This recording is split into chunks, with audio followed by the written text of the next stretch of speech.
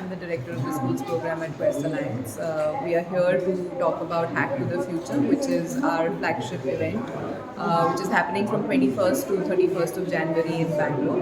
We have 55 students coming from 5 different states: Gujarat, Andhra Pradesh, Karnataka, Jharkhand, and Odisha, where students will be coming and building. They have identified a problem. They'll be building a solution using technology, so a lot of software and hardware programming.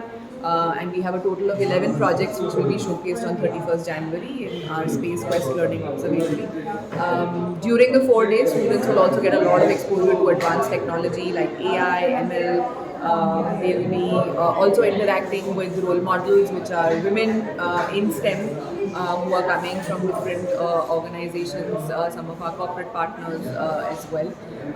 And they'll be sharing their career journeys in terms of how they have overcome barriers of gender and have been successful to inspire the students to pursue similar journeys as well. We will have students working with mentors, so the mentors will be helping them refine their prototypes and solutions, which they will then present to a jury on 31st January.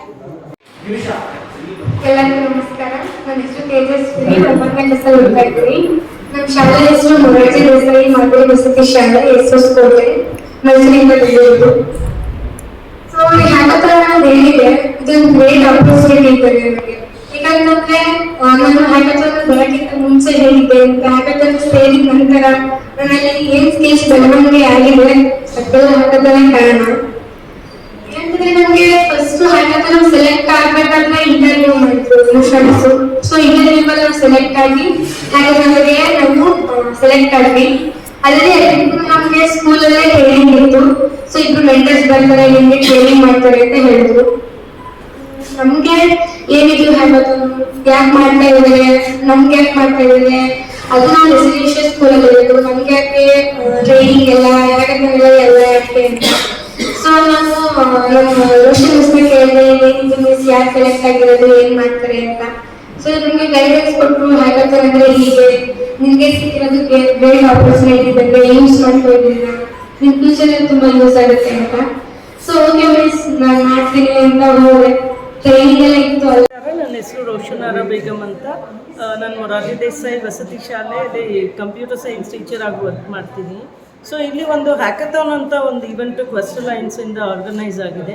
ಇದರಲ್ಲಿ ನಮ್ಮ ಮಕ್ಕಳು government ಶಾಲೆ ಆಗಿರೋದ್ರಿಂದ ಅವರು ಇದಕ್ಕೆ ಭಾಗಿಯಾಗಿದ್ದಾರೆ. ನಮ್ಮ ಮಕ್ಕಳಿಗೆ ಒಂದು ಈಕ್ವಲ್ ಆಪರ್ಚುನಿಟಿ ಸಿಕ್ಕಿದೆ. ಇದರಲ್ಲಿ ಒಂದು ಗುಂಪನ್ನ ಫಾರ್ಮೇಷನ್ ಮಾಡಿದ್ದೀವಿ.